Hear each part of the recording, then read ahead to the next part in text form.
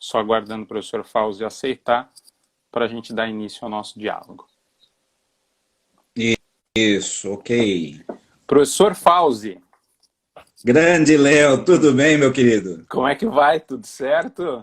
Tudo bem? Tudo certo. Alegria em te reencontrar, ainda que seja pela via remota. Muito obrigado, viu? Imagina, eu que tenho a agradecer a sua disponibilidade para poder dialogar conosco, né? Bom, o professor Isso. Fauzi dispensa apresentações, de fato dispensa apresentações, mas de qualquer É, sorte, não custa mencionar que o professor Fauzi é pós-doutor pela Universidade de Coimbra e doutor e mestre em Direito Processual Penal pela Universidade de São Paulo, além de promotor de justiça no estado de São Paulo. Fauzi, eu estava aqui dando uma olhada na minha biblioteca e eu é, encontrei esse livro. A gente mostrar aqui sim! sempre sai de ponta cabeça. Eita! Mas Eita, nós! esse livro é Esse é o primeiro. de 1995, é a dissertação de Isso, mestrado do professor Fauzi na Universidade de São isso. Paulo, né? Então, e claro, Exatamente. aqui atrás eu acho que não dá para ver, Tem mas iniciação ali. Isso. tem a É iniciação ao isso, processo cara. penal. Então, Nem em casa eu faço tanto sucesso assim, viu? Fauzi, Manda. eu deixo a palavra contigo, à vontade, Tá, para que a gente tá. possa dialogar sobre esse tema que é extremamente importante, né? Que é o controle das Sim, medidas cautelares pessoais e que sim, vem sofrendo algumas alterações no contexto normativo brasileiro, né? Talvez as sim. alterações mais significativas tenham se dado ali em 2011 com a Lei 2.403 e agora com o chamado pacote ou Lei Anticrime nós temos também modificações bastante significantes. Mas a palavra é Então, tua, meu amigo, fica à vontade para a gente poder obrigado, dar início a esse diálogo. obrigado. Bom, inicialmente, Léo, assim, de todo o coração, eu uma vez mais agradeço o convite e quero parabenizar você, o Caio, pelo projeto que vocês estão agora deslanchando. Eu tenho certeza que em muito pouco tempo o projeto se transformará numa referência obrigatória para o estudo do processo penal, das ciências criminais no Brasil. Então, receba realmente os meus parabéns. Bom, Léo, de fato, eu gostaria de dividir aqui a minha troca de ideias em dois grandes momentos, né? Um momento que vai da Constituição até a reforma de 2011, que foi uma reforma que demorou muito no parlamento. Lógico, nós estamos falando aqui de algo que já está em vigor entre nós há 9 anos. Para muitos dos que estão nos acompanhando agora, é a lei que esses amigos, essas amigas conhecem, mas isso tem uma história que não é exatamente uma história muito tranquila. E depois, esse período que vai, de 2011, que a gente pode considerar como um período em que se constatou a insuficiência normativa da reforma de 2011, até o pacote anticrime, né? E eu gostaria de, em particular, trabalhar um aspecto, que é o controle temporal da medida cautelar privativa da liberdade.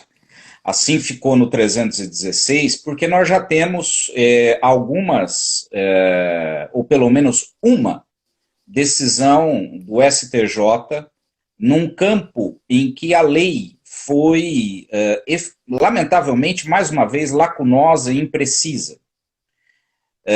Então, eu vou dividir a nossa conversa aí nesses dois blocos, vamos dizer, uns 15, 20 minutos para cada um, e aí, se você achar pertinente, abrir para as perguntas, se tiver, evidentemente, a gente toca aí até a hora que você achar conveniente, tá? Excelente. Então, Léo, e meus amigos, minhas amigas, o foco aqui, neste momento, será um foco de análise normativa. Ou seja, eu não vou discutir o hiperencarceramento brasileiro e o hiperencarceramento prisional preventivo, tá? Meu foco será realmente uma análise normativa, uma análise da técnica do direito em relação a este tema, porque as deficiências técnicas que nós possuímos, no meu modesto ponto de vista, têm impactos que geram esse superencarceramento. Então, vamos lá. A gente sai de um momento, de um estado de exceção para a reconstrução democrática, e em 1988 temos aí o fruto da Assembleia Constituinte que havia se instalado no ano anterior. As discussões naquele momento para o processo penal eram discussões verdadeiramente inovadoras. Tanto que o artigo 5º acabou ficando na nossa Constituição com uma dimensão, pode-se dizer, inédita em relação às constituições anteriores. E essa dimensão, essa extensão de artigos, deu a impressão, durante muito tempo, que nós havíamos assim criado um ambiente constitucional vanguardeiro. Só que quando a Convenção Americana entra em vigor entre nós, no direito brasileiro, em 1992, portanto, 4 anos depois da entrada em vigor da Constituição, aqueles poucos, porque na época eram realmente poucos, em 1992, portanto, há 28 anos atrás, a literatura sobre o sistema interamericano de direitos humanos era uma literatura muito tímida e não era uma literatura profunda nas suas análises técnicas. Eu posso exemplificar para o pessoal que está aí acompanhando a gente, Léo, por exemplo, uma pessoa que lidou muito com o tema na década anterior à entrada em vigor foi exatamente o ministro Lewandowski. O ministro Lewandowski, que enquanto doutorando foi aluno, foi orientado do professor Dalmo de Abreu Dallari, na década de 80, defende a sua tese de doutorado sobre o título A Proteção dos Direitos Humanos na Ordem Interna e Internacional. Mas nós não tínhamos, e essa tese está aí, hoje ele incorpora em muitas decisões, e inclusive o protagonismo dele no CNJ, enquanto presidente do CNJ, para com a audiência de custódia, se deve exatamente desse passado dele. Mas eram análises macro. Nós não tínhamos uma análise, por exemplo, sobre o conteúdo técnico da expressão duração razoável do processo. Para que vocês entendam os ambientes de abordagem que nós possuíamos naquele momento. Demorou, e ainda demora, e ainda existe uma certa lentidão para perceber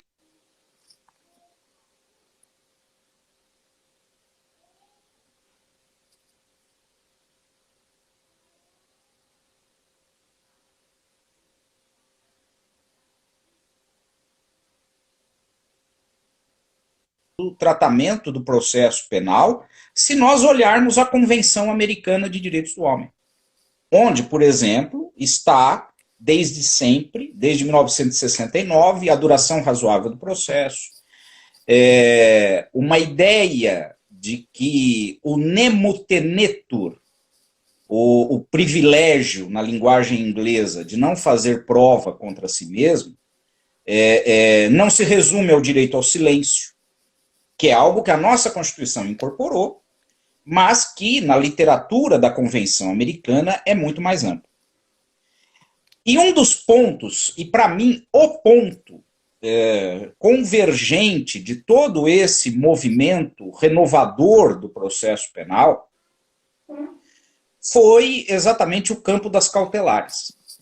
Porque a base constitucional anterior a 88 era uma base silenciosa em relação ao tratamento que deve emanar da Constituição para o âmbito das cautelares. Nós não tínhamos assentado, por exemplo, explicitamente a presunção de inocência. Você poderia dizer, qualquer um dos amigos, das amigas poderia dizer, bom, mas espere, nós temos sempre na estrutura constitucional aquela cláusula que incorpora automaticamente todos os princípios que são convergentes e que não estão explicitamente alocados na Constituição. A nossa de 88 tem isso, e todas as outras sempre tiveram, à exceção da de 1937, que é um mundo à parte na história do constitucionalismo brasileiro. Nesse ponto, você poderia dizer, e por que então não se extraía a presunção de inocência desta cláusula aberta, antes de 88? Porque a nossa cultura normativista, e ainda hoje imagina há 32 anos atrás, ainda muito apegada a uma ideia de que a Constituição é uma referência moral e não um texto exigível de normas. Hoje nós temos uma farta literatura sobre isso, mas em 1988 não.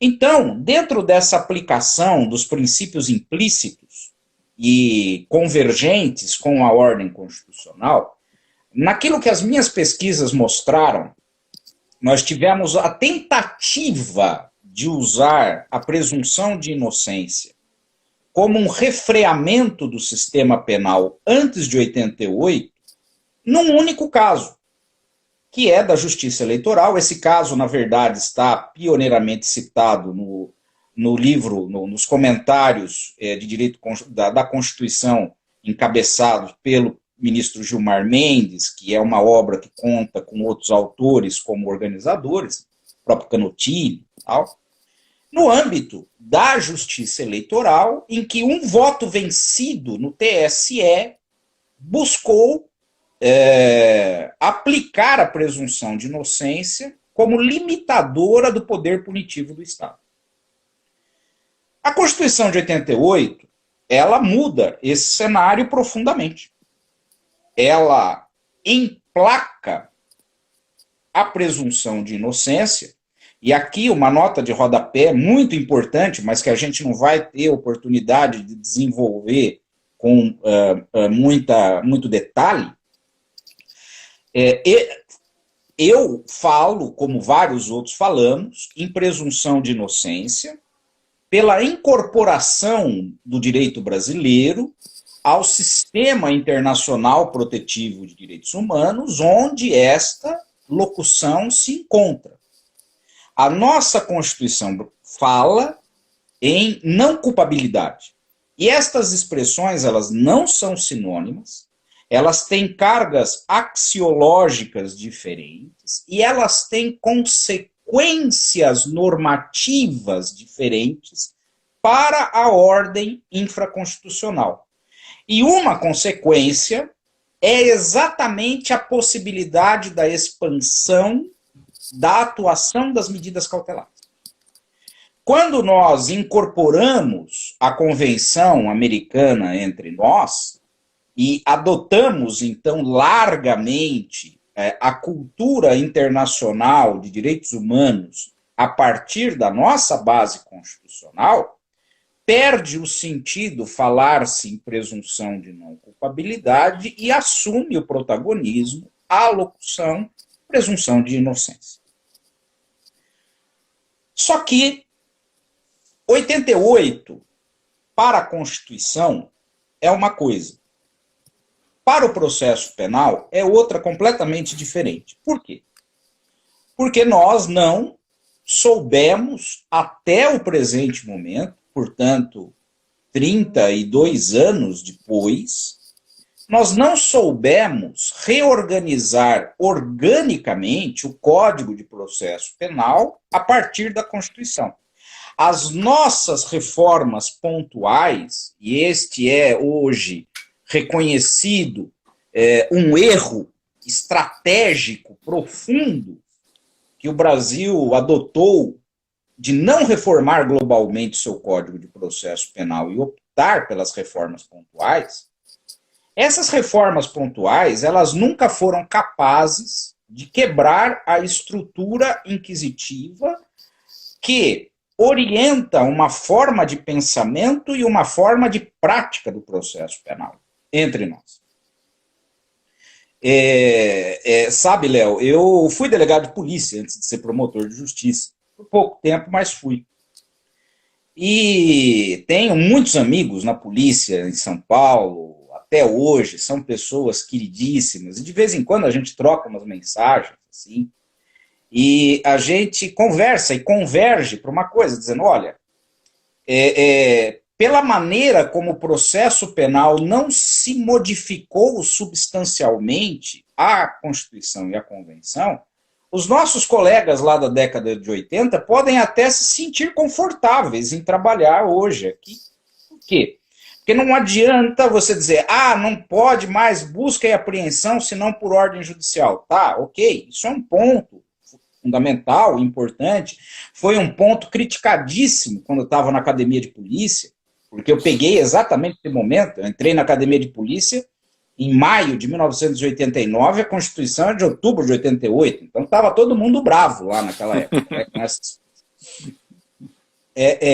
Mas não adianta você só mudar isso se você não muda, por exemplo, não converge uma cultura de nulidades para isso, de uma maneira profunda, enraizada, sustentável.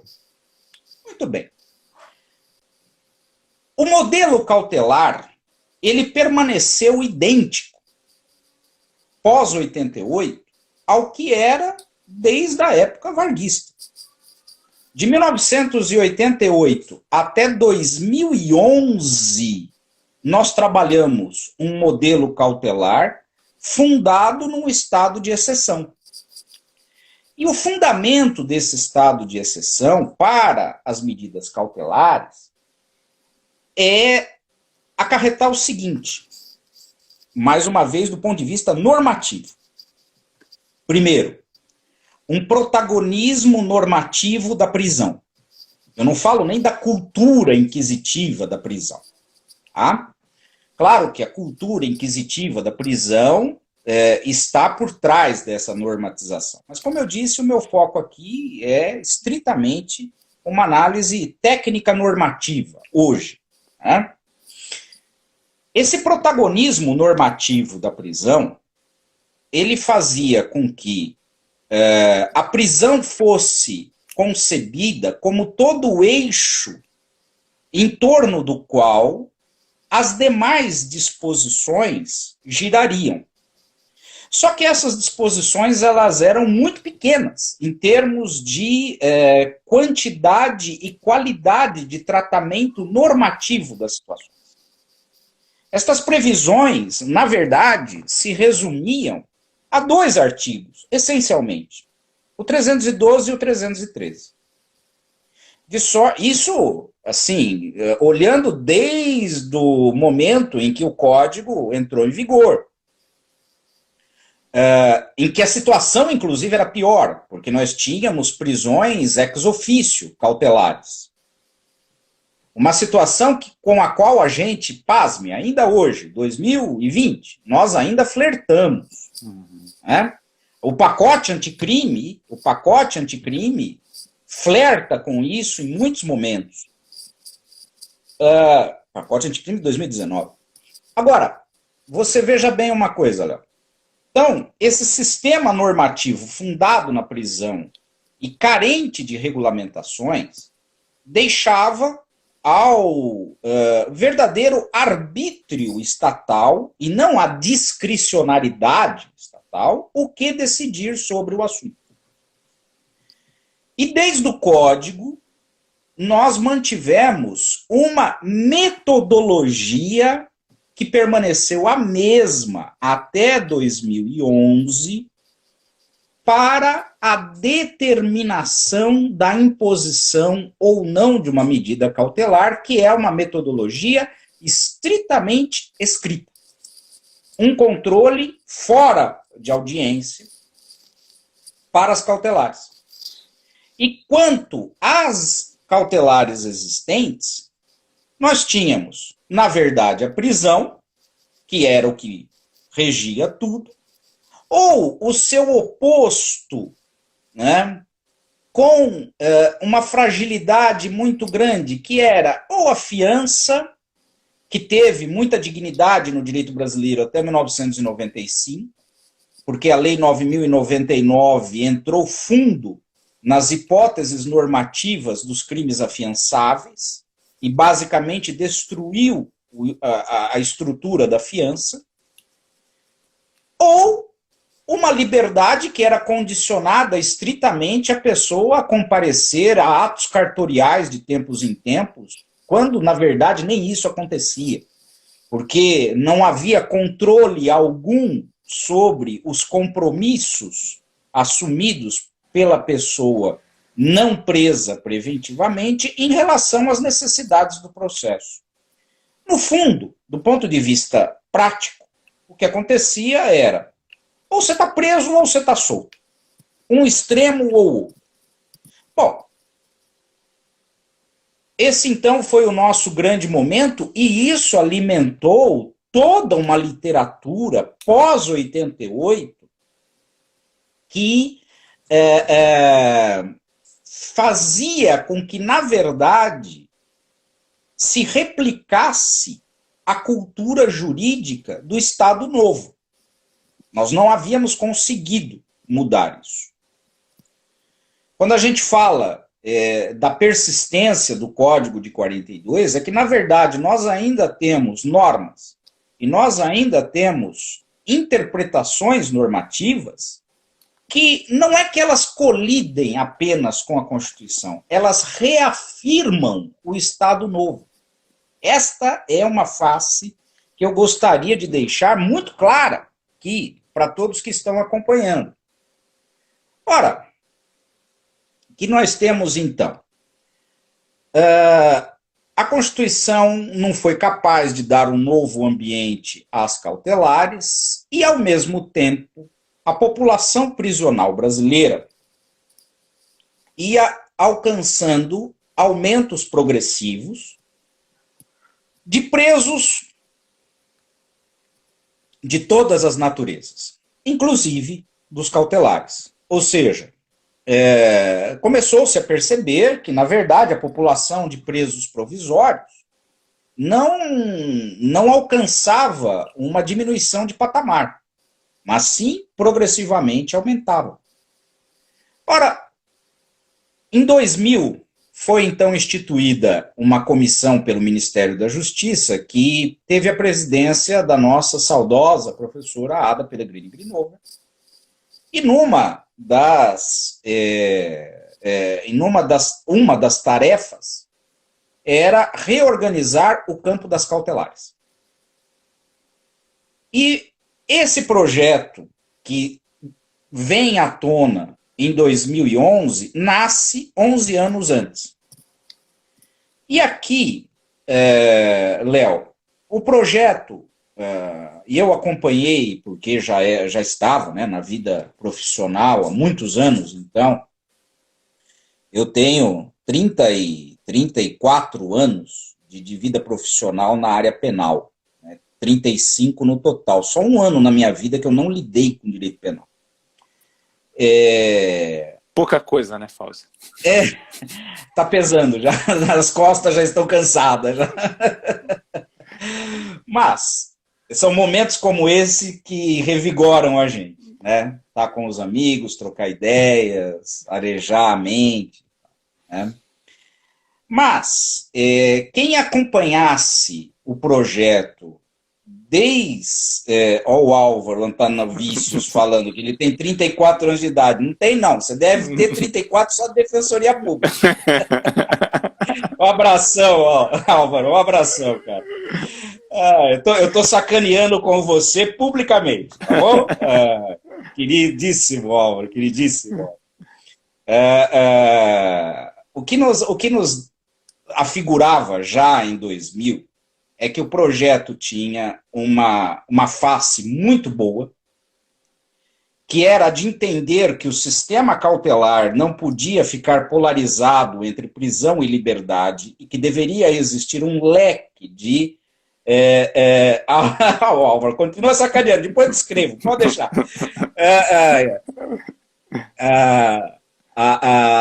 as cautelares não poderiam ter um leque, um extremo, perdão, mas deveriam conter um leque de medidas alternativas.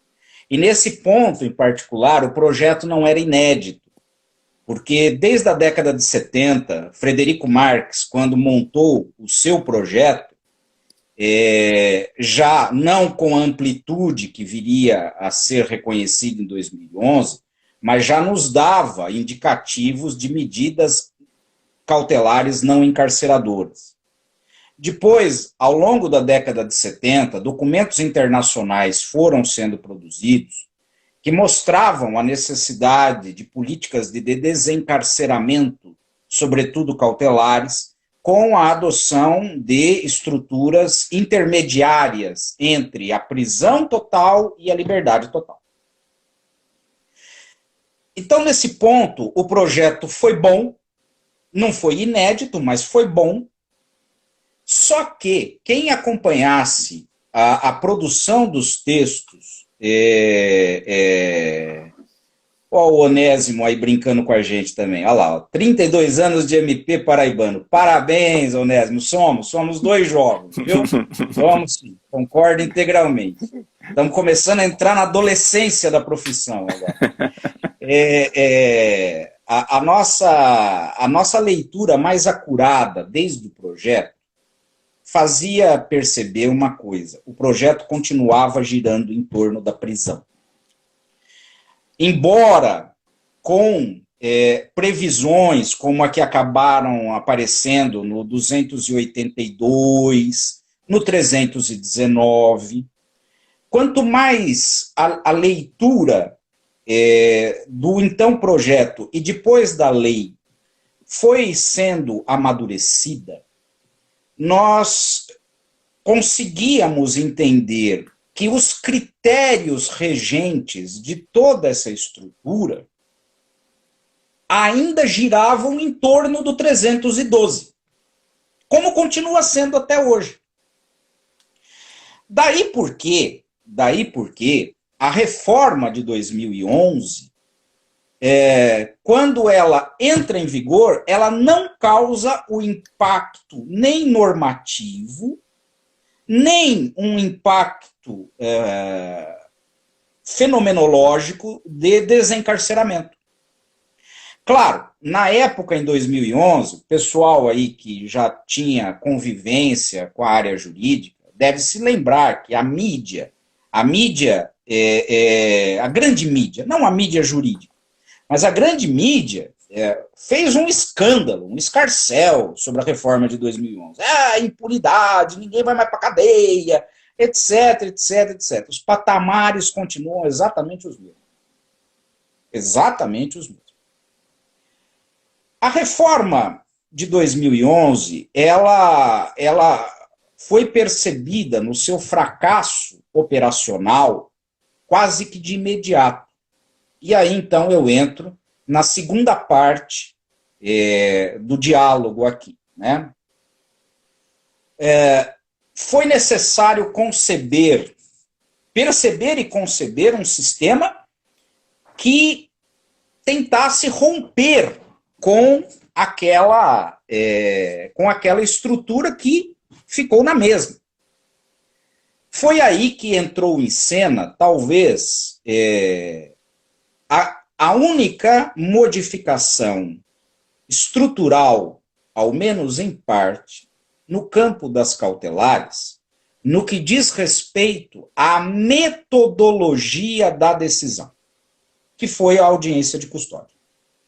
A audiência de custódia, ela não modifica, evidentemente, os fundamentos, os pressupostos cautelares, mas ela favorece o ambiente da oralidade para a produção das decisões cautelares.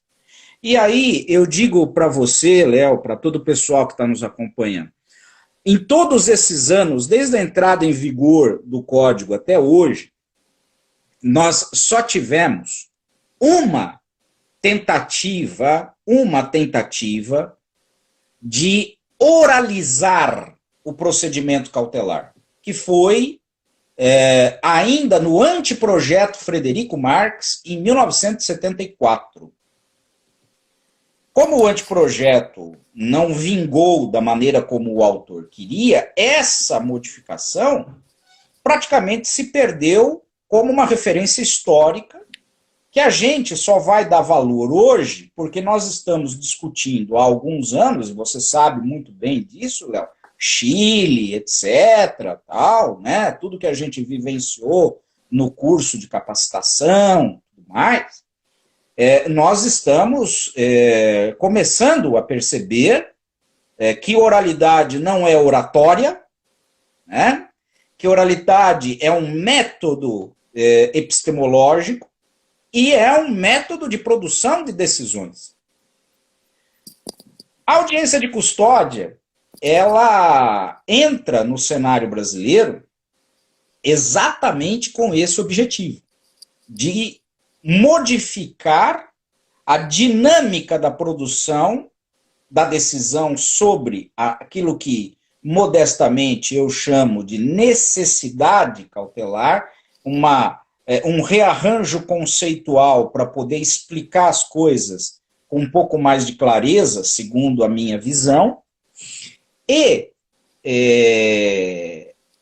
2015 para cá, que é quando o projeto Audiência de Custódia engata, né, e vai sendo disseminado, em parte, a contragosto pelo país, né, a nossa realidade 5 anos depois é exatamente a mesma.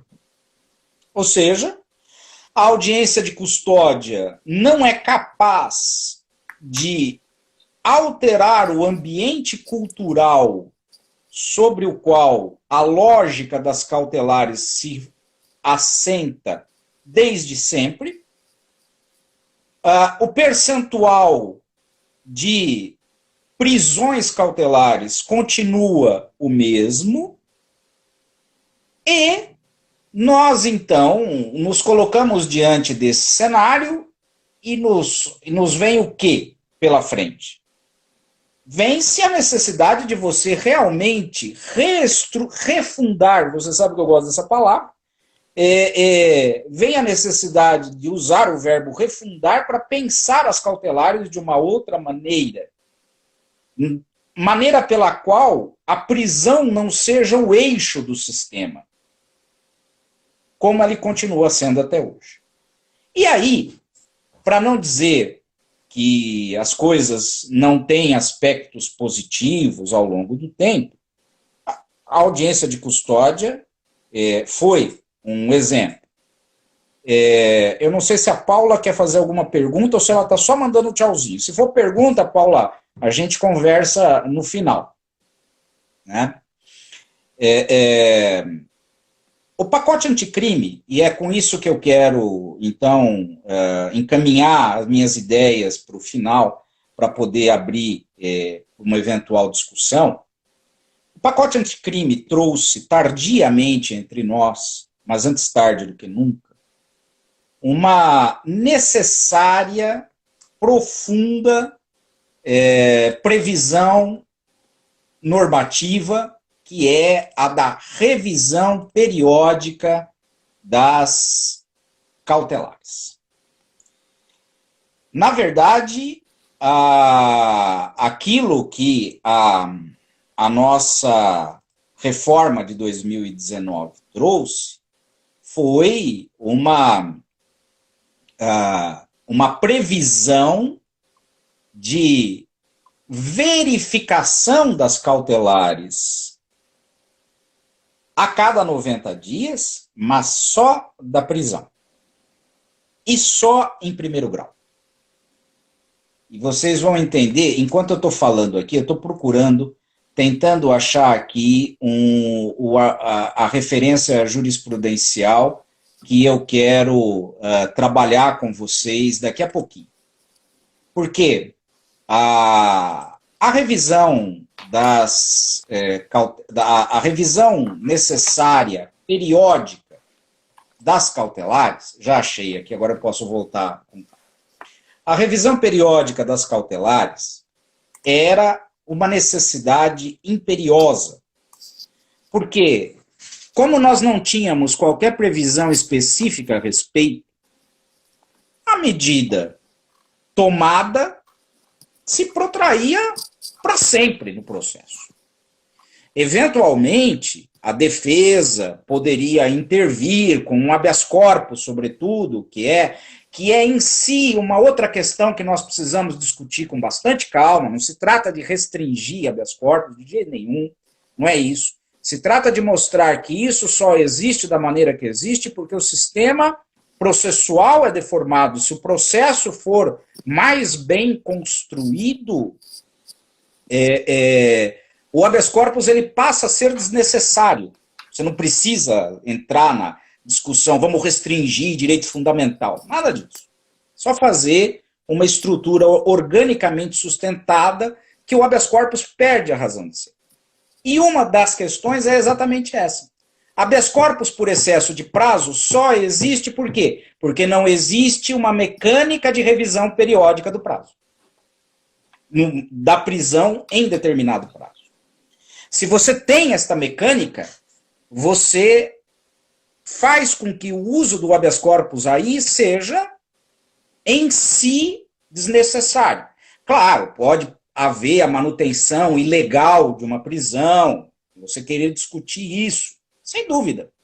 Mas o fato de não haver um mecanismo regular, periódico, revisor dos fundamentos cautelares, é um prato cheio para que o arbítrio aconteça.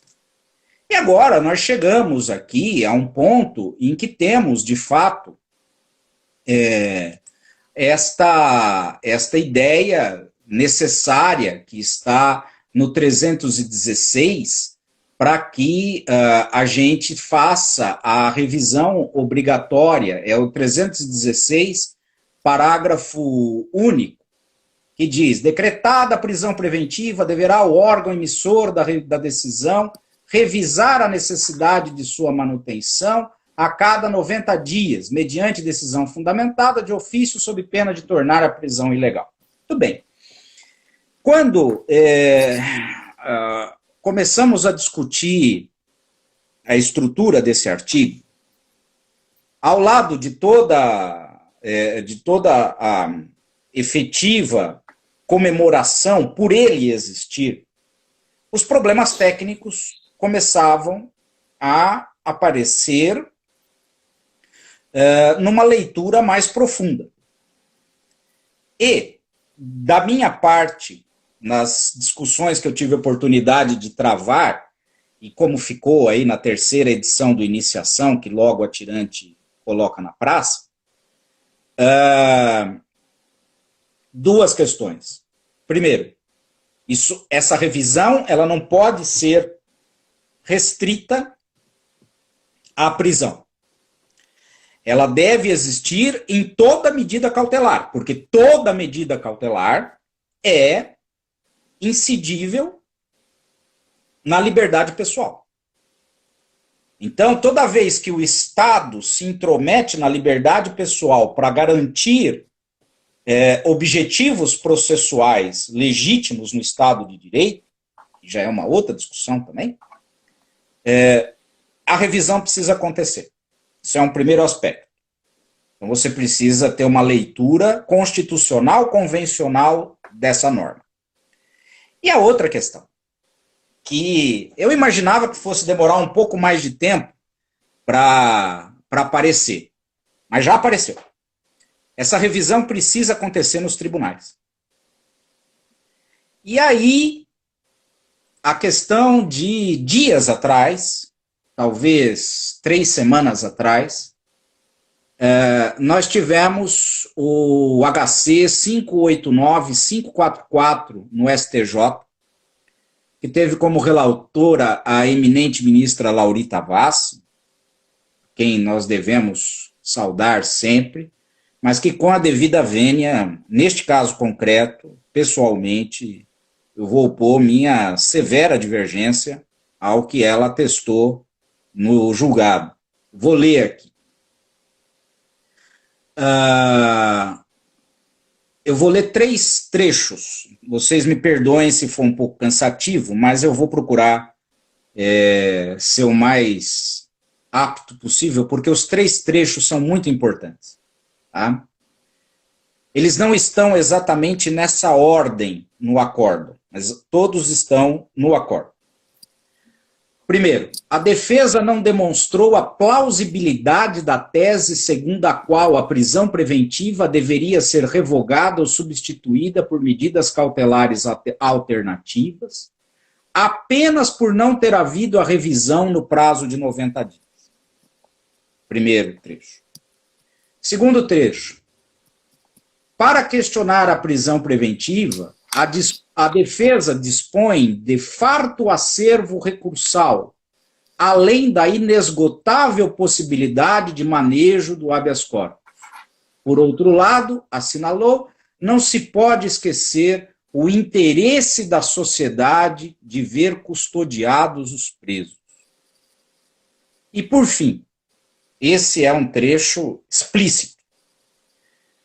Pretender o intérprete da nova lei, que é essa obrigação de revisar de ofício os fundamentos da prisão preventiva no exíguo prazo de 90 dias e em períodos sucessivos, seja estendida por toda a cadeia recursal, impondo aos tribunais, todos abarrotados de recursos e entupidos de habeas corpus, tarefa desarrazoada ou, quiçá, inexequível, sob pena de tornar a prisão preventiva ilegal, é o mesmo que permitir uma contracautela.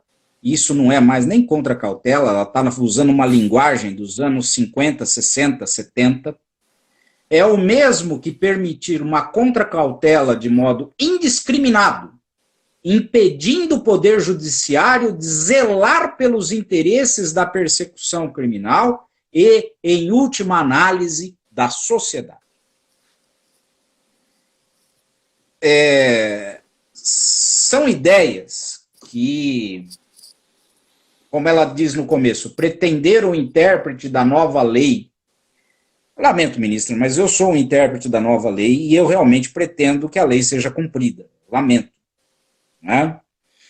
Aliás, é uma coisa curiosa. Num outro encontro como esse, com amigos de outros estados, Léo, eu brinquei dizendo o seguinte: se você faz uma compra e a compra demora 60 dias além do tempo previsto, você não vai ficar uma arara sobre o atraso. Então, para o direito consumerista, 90 dias é um absurdo. Não é? Para a lex mercatória, agora vamos falar sério, para a lex mercatória, 90 dias de atraso, 90 dias de uma aplicação, 90 dias de sei lá, qualquer coisa da lex mercatória, merece toda a tutela jurídica. 90 dias para você rever a necessidade cautelar é inexequível. Então, sim, eu ainda estou maturando uma crítica racional a esse acórdão, para não ser deselegante, né, não ser impertinente, né?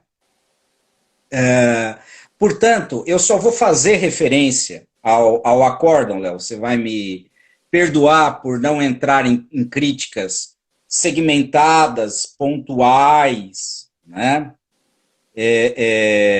E futuramente a gente vai ter oportunidade de trabalhar esse acórdão no curso, certamente, né? A gente vai ter oportunidade de discutir esse acórdão. Eu só espero que ele não seja o paradigma que venha a se tornar como regra no âmbito dos tribunais. Então, meu caro Léo, nós estamos chegando aí a 50 minutos quase de fala, no meu relógio aqui são 47, uma coisa assim, tinha mais ou menos combinado, né, de 25, 20 minutos para cada tópico. Então, eu vi que tem aqui, aí fica a palavra com você, que tá levando aí a condução dos trabalhos, mas eu percebi que tem a pergunta da Paula. Então, devolvo a palavra para você, rapaz. Muito obrigado, meu amigo, uma vez mais, e parabéns pela nova empreitada, viu? Imagina, Fauzi, eu que agradeço por essa aula, né? E eu fui fazendo algumas anotações aqui. A gente, claro, vai ter 5 minutinhos, talvez, para não correr muito risco do Instagram nos cortar, né? Para a gente tentar deixar gravada essa live para o pessoal poder depois acessá-la. Mas eu queria fazer uma pergunta, claro, fiz várias anotações aqui, eu gosto muito dessa sua terminologia, né, e que o próprio professor Jacinto, em todas as falas sobre reformas processuais penais, ele lembra dessa sua fala, que não é de reforma que se trata, mas é de refundação, e isso tem, de fato, tem que ter um sentido prático muito grande, né? Claro. E você mencionou várias coisas muito interessantes, né? Essa necessidade, claro, de estabelecer alguma sanção pelo descumprimento de alguma garantia, né? Isso é fundamental. E agora, o que me chama a atenção, já para devolver a palavra para você, para a gente tentar estabelecer um fechamento aqui, é que nós tivemos com a Lei 2.403 uma mudança que foi anunciada por muitos como uma mudança catastrófica em termos de esvaziamento do sistema prisional, mas que a própria crítica processual, a criminologia já anunciava que isso não se daria, né?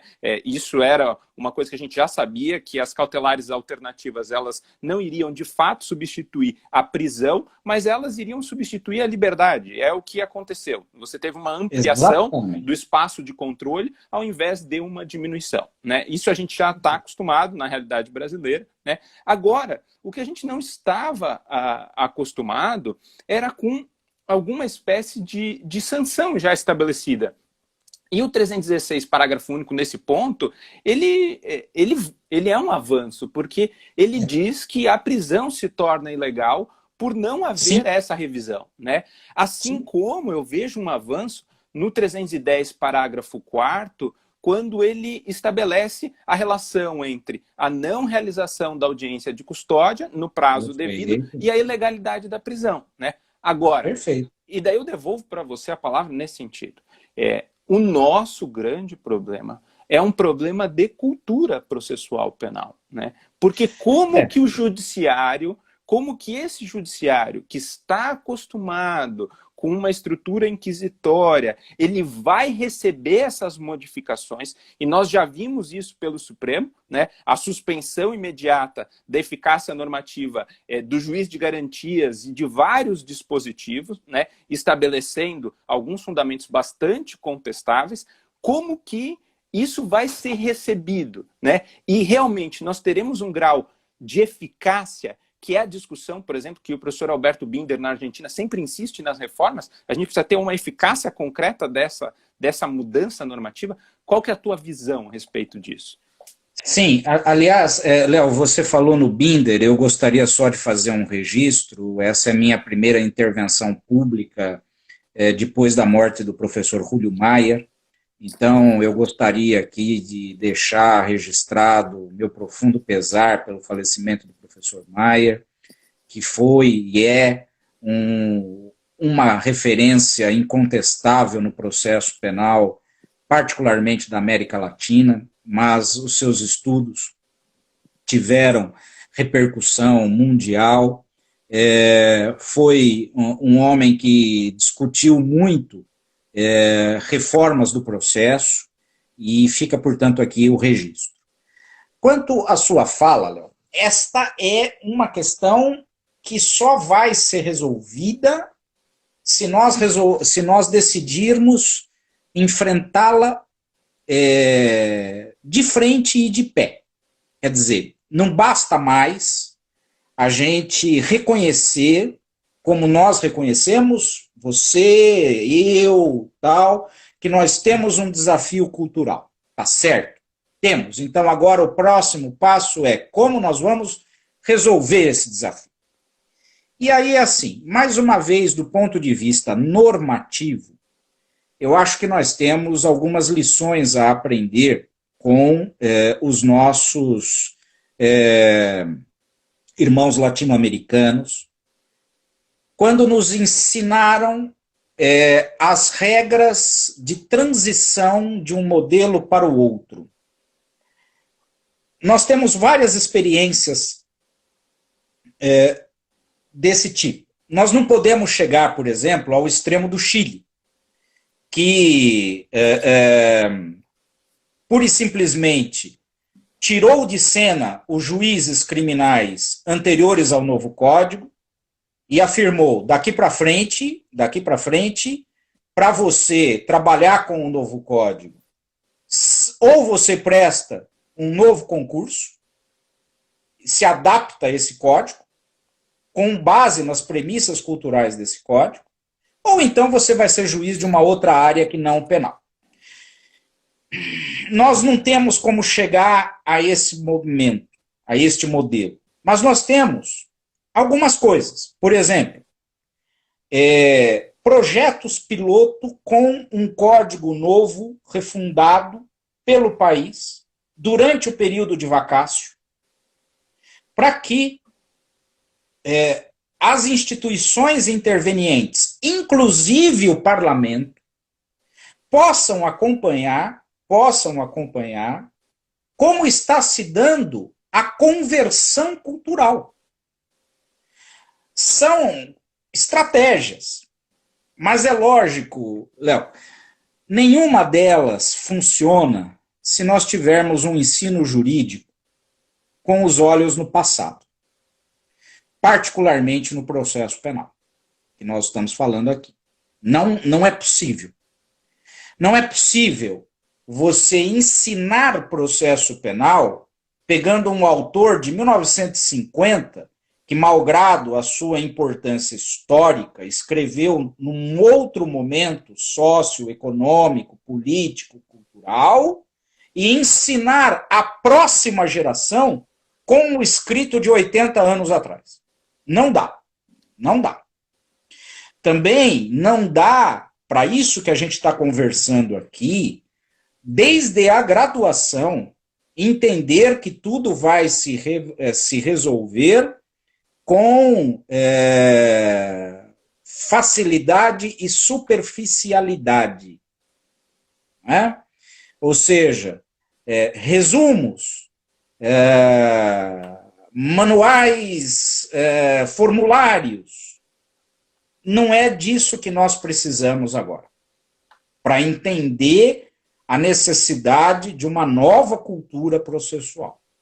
Essas produções, elas podem ter até a sua valia para quem assim se sente confortável com ela.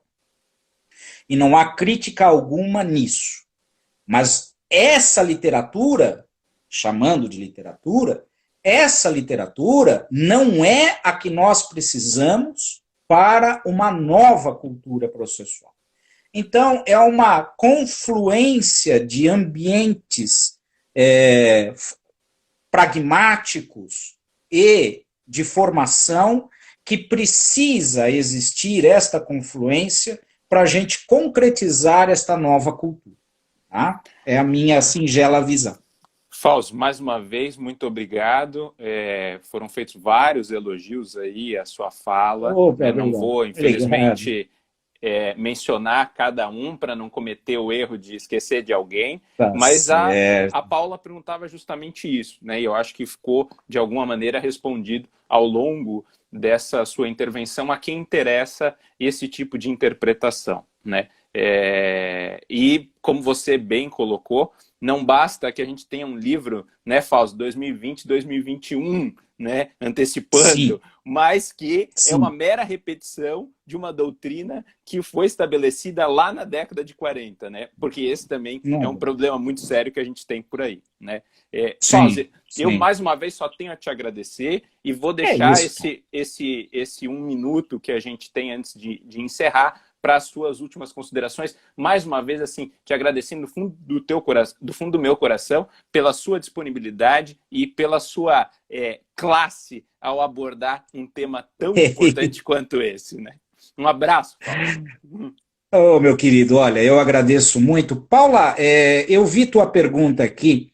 Vamos fazer o seguinte, me procura nas redes sociais, aqui mesmo pelo Instagram ou pelo Facebook, manda uma mensagem que eu te respondo adequadamente por ela, porque o nosso tempo, pelo que eu estou vendo aqui, vai se encerrar rapidamente, não vai dar, a conexão deve cair, tá? Estou vendo aqui os elogios, vocês são maravilhosos, muito obrigado pela presença. Léo, mais uma vez, muito obrigado e muito sucesso na nova empreitada. Viu? O curso vai dar muito certo. Tá bom? Valeu, Fausto, mais uma vez, um abraço a Opa. todos. E posso deixar gravada essa live para o pessoal acessar depois? Deve, inclusive, me manda depois, tá? Me manda depois, porque eu replico aqui nas redes e tudo mais, tá? Fechado. Então, valeu, um grande cara. abraço a todos. Abraço. Valeu. Tudo de bom. Tchau, tchau. Tchau, tchau.